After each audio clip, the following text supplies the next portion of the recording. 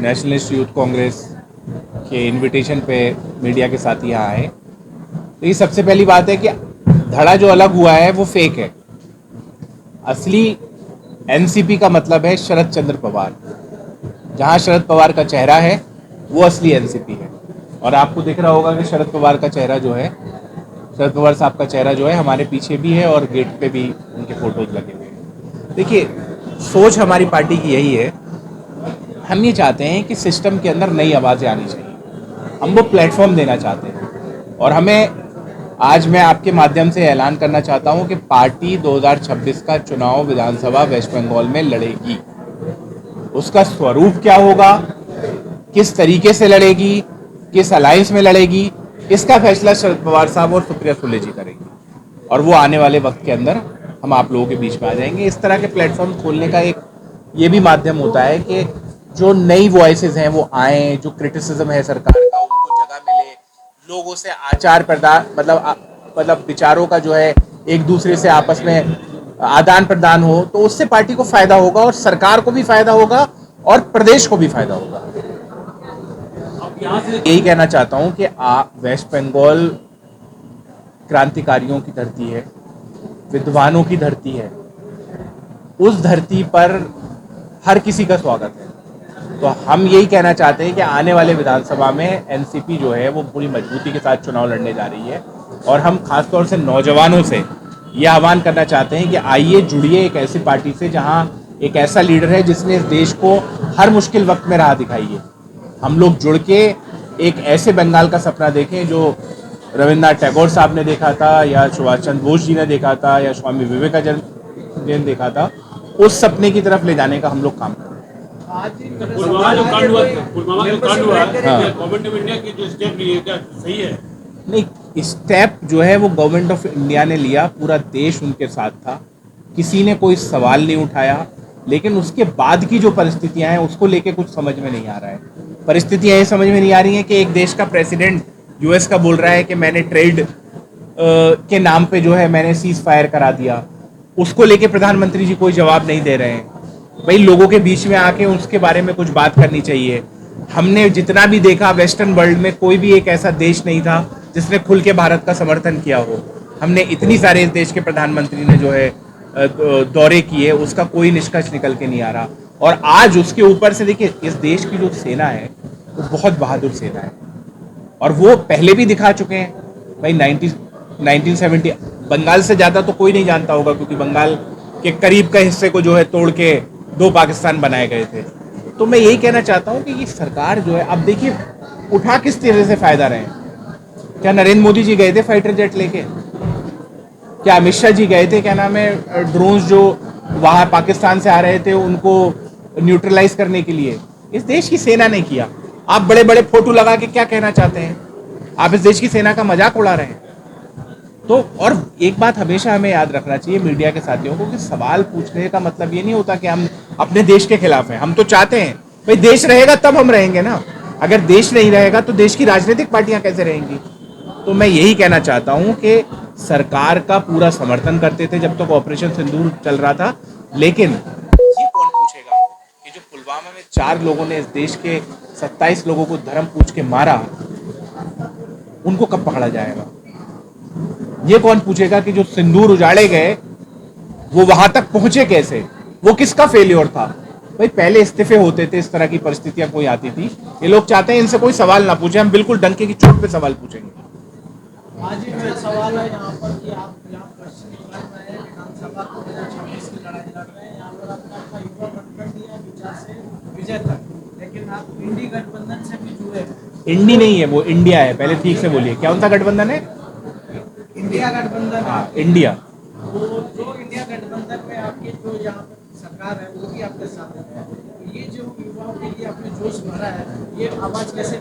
नहीं, आप ये देखिए कि इंडिया गठबंधन का हिस्सा कांग्रेस भी है और टीएमसी भी है, लेकिन लोकसभा का चुनाव अलग अलग लड़े थे ना। लोकसभा का चुनाव, अभी जो पिछला लोकसभा का चुनाव हुआ था तो कांग्रेस और टीएमसी अलग लड़ी थी या नहीं?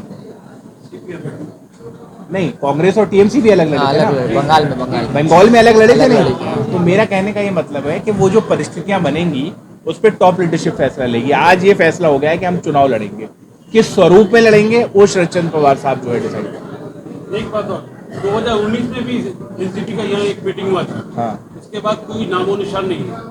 कहीं ये भी नहीं हो तो आज आप लोग मीटिंग के इसके बाद आप लोग को कुछ दिखाई नहीं देगा। नहीं, पहले जो है एक युवा साथी हमने आपके बीच में नहीं दिया था, अब दे दिया है। अब ये जो है, भी इस तरह हुआ था। हाँ, 2019 ये अरसलान थे क्या उस मीटिंग में? नहीं। मैं था।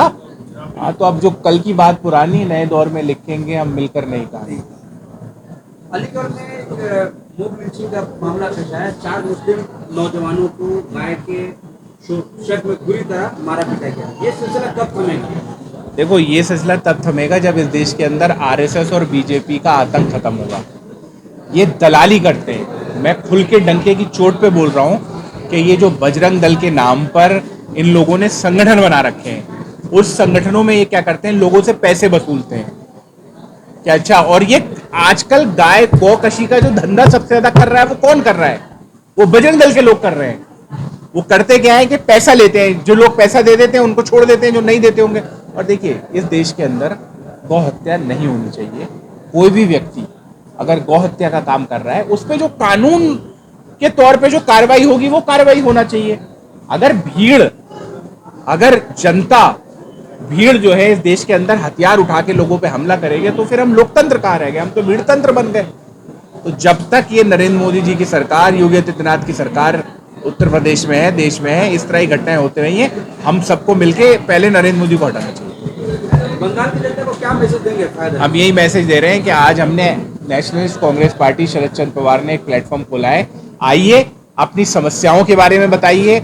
आप क्या समस्याएं फेस करते हैं, आपकी जीवन में क्या समस्याएं हैं, आप वेस्ट बंगाल को लेके क्या सपना देखते हैं, इन तमाम चीज़ों को हमारे पास लेके आइए। उसको हम इकट्ठा करेंगे एक जगह पे सारी ताकतों को, और फिर आगे की रूपरेखा तय करेंगे। Thank you. देखिए, मीडिया के साथी आप लोग हैं तो आप ये जानते होंगे कि राजनीतिक में कुछ स्थायी नहीं होता है। बस यही मेरा एक जवाब रहेगा, इससे ज़्यादा मैं कुछ और कमेंट नहीं करना चाहता इसमें क्या आपको अच्छा लगा? क्या एनसीपी ने प्लेटफॉर्म दिया युवाओं की बात उठाने को, फैज साहब ने एक प्लेटफॉर्म दिया कि जिससे मैं बंगाल की युवाओं की बात उठा सकता हूँ, तो मैं इनसे जुड़ा और आगे भी जुड़ा रहूंगा। बंगाल की आवाज़ को जो आज हमने शुरुआत किया, आप लोग देखेंगे कि आने वाले वक्त में एक मुहिम चलेगी और बंगाल के युवा हमारे साथ जुड़ेंगे। जी, इस पे हम लोग फैज भाई से आज बात करके, और हम लोग मेंबरशिप ड्राइव भी आने वाले 1-2 दिन में हम लोग इसको करने वाले हैं। 2025 तक कितना लोगों को पार्टी से जोड़ने का कुछ इरादा है, कुछ प्लानिंग है, टारगेट है? जब वो वक्त आएगा आपको मैं जरूर बता दूंगा एक प्रेस वार्ता फैज करके। साहब ने भी कहा कि विधानसभा भी आप लोग लड़ेंगे। पार्टी अगर आपको अपना चेहरा बनाती है, मौका देती है तो? फैज साहब ने एक और बात भी ऐड की, वो सब लीडरशिप के हाथ में, वो भी लीडरशिप के हाथ में।